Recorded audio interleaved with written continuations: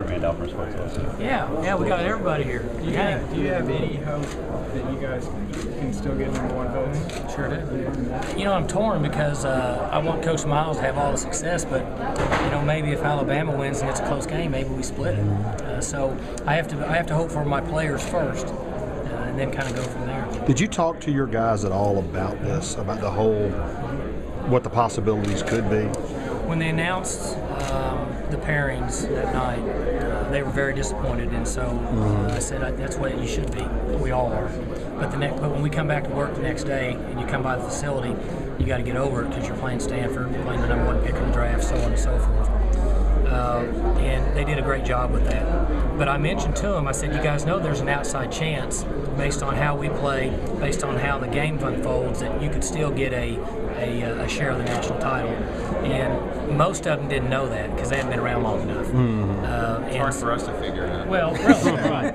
And we grew up with the old AP UPI, so I understand that, but they don't have any idea what that means. So, but we talked about it, talked about winning 12 games, talked about it could eventually split it. Mike, the players here have spent the week having to answer questions about the 9-6 score the first time, and a lot of times in answering that, they're kind of dismissive of the high-scoring Fiesta Bowl, the high-scoring Rose Bowl, and that kind of thing. How do you feel your style would have matched up against one of these SEC defensive teams? Well, earlier I said I'm just disappointed because we'll never know now. And again, I want to say, obviously, Alabama and LSU have great teams and great defenses. But I wanted to see what our offense could do on the big stage. I want to know what Brandon Whedon could do versus an LSU. It would have been interesting.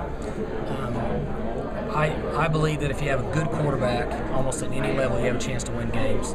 It's the one position that makes all the difference. High school, Pee Wee, college, NFL. Not guaranteed, but you got a really good chance. I felt good about the skill players we have on the edge to make plays. And we've gone up against good defenses, and you go back into our league.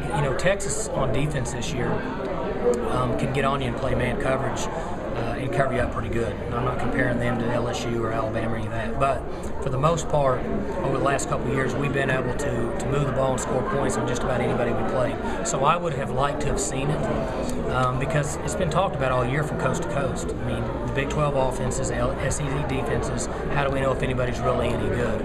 That would have been the best way to find out. Now, we've seen some other games. People talked about, Baylor's offense being a little overrated.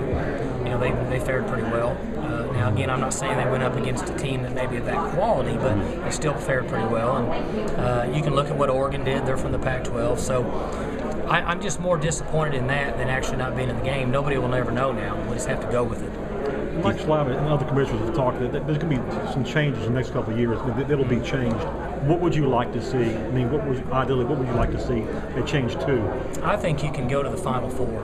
And my proposal would be, for example, this year, LSU would play Stanford in Baton Rouge because they were 1, they were 4. We would travel and play in Tuscaloosa because they were 3. We were 3, they were 2. You play it the week after, which would have been December 10th. And then the winner of those 2 games plays in this game tomorrow. I mean, what's one more game now? And you got a chance of it not interfering with the academic calendar. You can play it the next week. They'd go through the roof television market and money. I mean, so you're going to have a lot of advantages there. The other thing it would do is it would give a chance for a TCU at that time or a Boise or somebody. If they finished the year undefeated, they would maybe could get in the top 4. They get a chance to play in the game. And the question is, what about the 5th team? Well, I mean, you can't help that. If you do 8, what about the 9th team? But at least it would give you that one more game. And I think it's something we all know what the Final Four's done in basketball. I don't want to change the BCS because I think the BCS forces people to watch college football like they do March Madness. It starts in September because every game counts. I think that's huge for college football.